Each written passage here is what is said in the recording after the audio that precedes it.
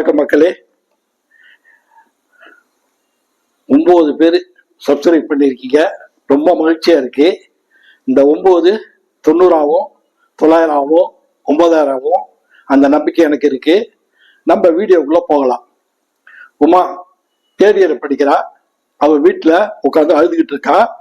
அவங்க அப்பா ஒரு போலீஸ் கான்ஸ்டபிள், அவரால் ஒன்றும் செய்ய முடியல.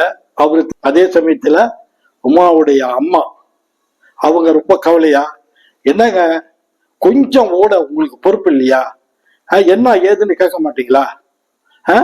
அவன் அப்படி பண்ணிட்டு இருக்கான். இந்த பொண்ணை வந்து காலேஜ் போகும்போதெல்லாம் டார்ச்சர் பண்றான், ஏன் எதுன்னு நீங்க கேட்க மாட்டீங்களா அப்படின்னு குய்யோ முருன்னு கத்திட்டு இருக்கா. இவரு நீ கத்துறது இதோட 12வது தர, நான் என்ன செய்ய முடியும்? சைட் அடிக்கிறது நம்ம இன்ஸ்பெக்டருடைய ஒரே மகன், அவன் பண்ற அட்டுழிய தாங்க முடியல. நானும் இன்டைரக்டா சொல்லி பார்த்துட்டேன், அவர் கேட்கல. திரும்ப டைரக்டாவும் சொன்னாக்கா அவர் என்ன சொல்றாரு தெரியுமா? 4 மாசம் உன் பொண்ணை காலேஜுக்கு அனுப்பாதுங்கிறாரு. 4 மாசத்துக்கு பிறகு அவனை நான் ஆஸ்திரேலியாவுக்கு அனுப்புறேன், அது வரைக்கும் பொறுமையா இருங்கிறாரு. நான் அவரை ஏற்றி எப்படி பேச முடியும்? அப்படி பேசினா என்ன ஆயுதப்படைக்கு மாத்துவாங்க, இல்ல வேற ஊரு டிரான்ஸ்பர் பண்ணுவாங்க.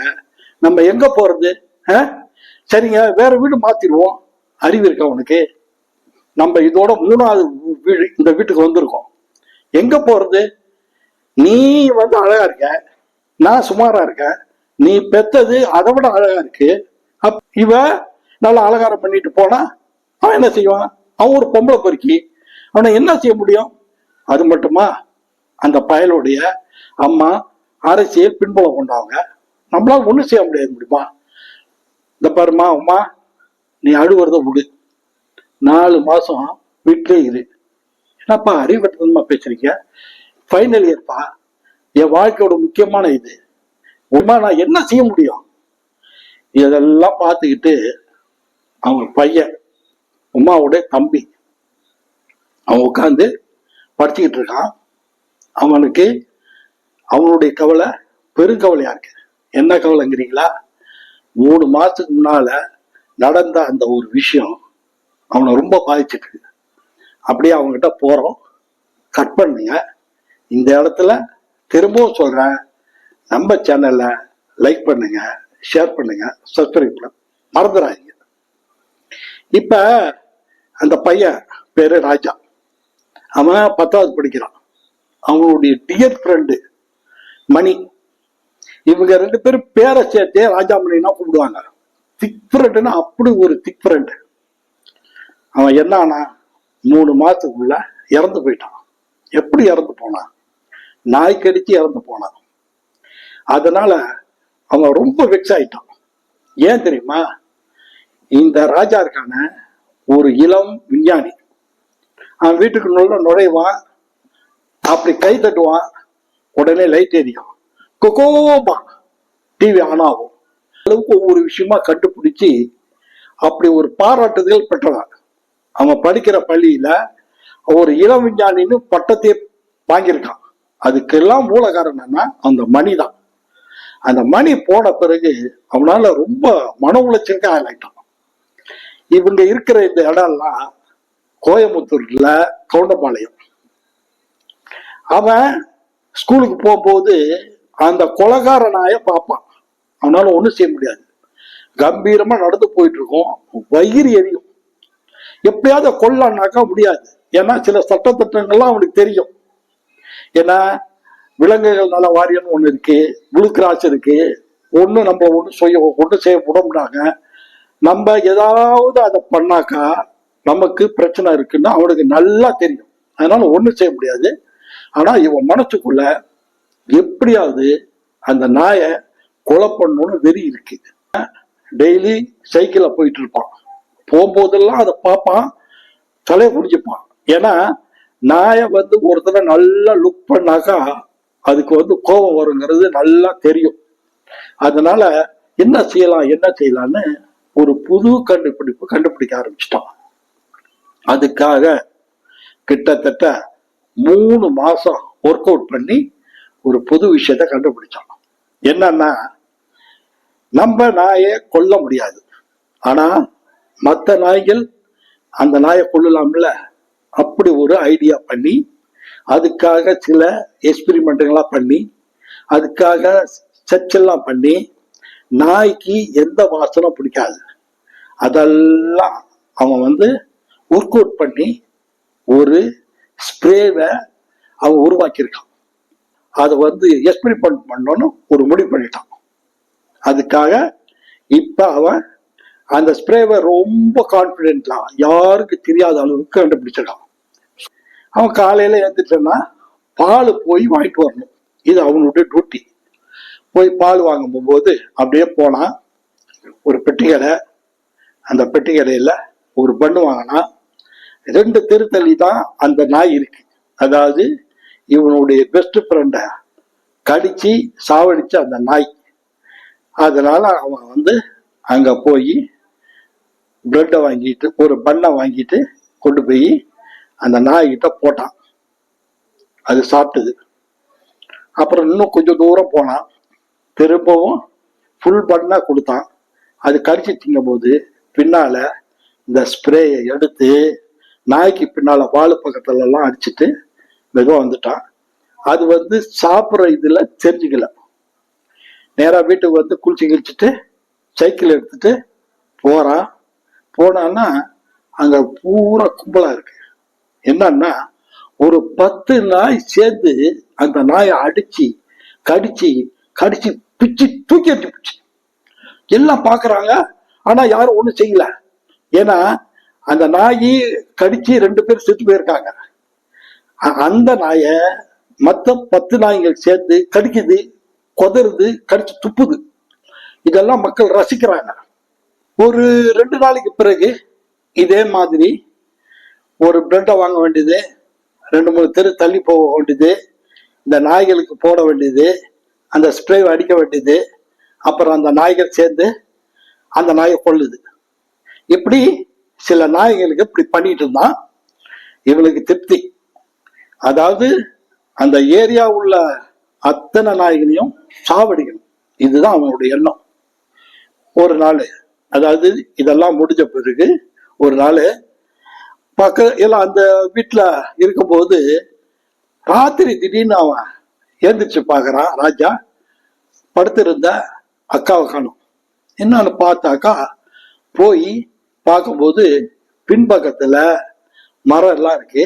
அதுல சூசைட் அட்டன் பண்றதுக்கு போறான். போய் டக்குன்னு அப்படி என்னக்கா ஏன் அப்படி, என்னடா உனக்கு இந்த விஷயம் தெரியாதா?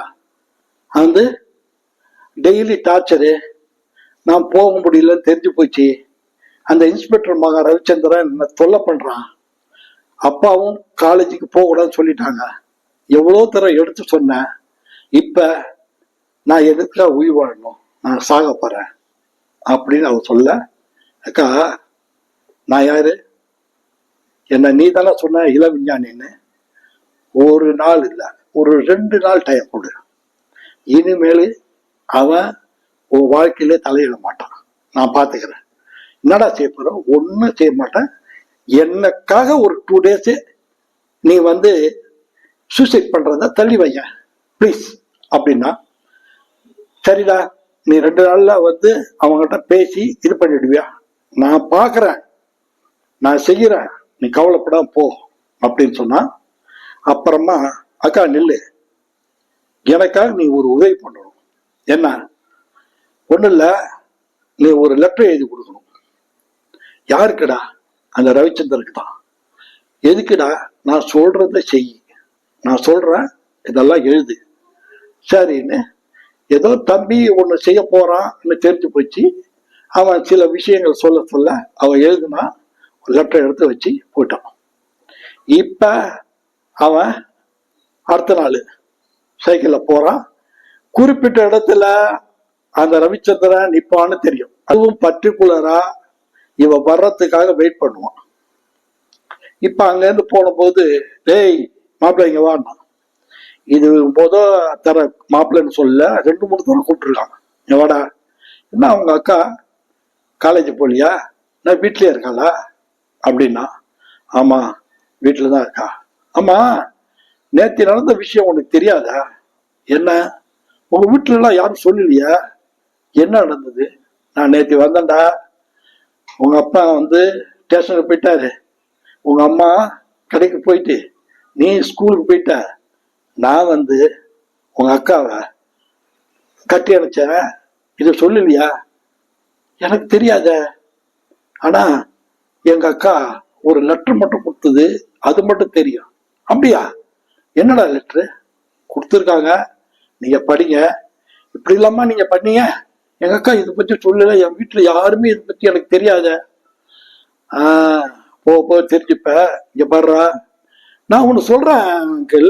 ஏய் அங்கிளுங்க, சரி மாமா, நீங்க ஏன் வந்து முறைப்படி வந்து எங்க வீட்டுல பொண்ணு கேளுங்க, நாங்களே உங்களுக்கு கல்யாணம் பண்ணி கொடுக்குறோம். டேய், உங்க அப்பா யாரு? சாதாரண கான்ஸ்டபிள். எங்க அப்பா யாரு? இன்ஸ்பெக்டர். நம்ம பெரிய ரேஞ்சுக்கு பாக்குறோம்.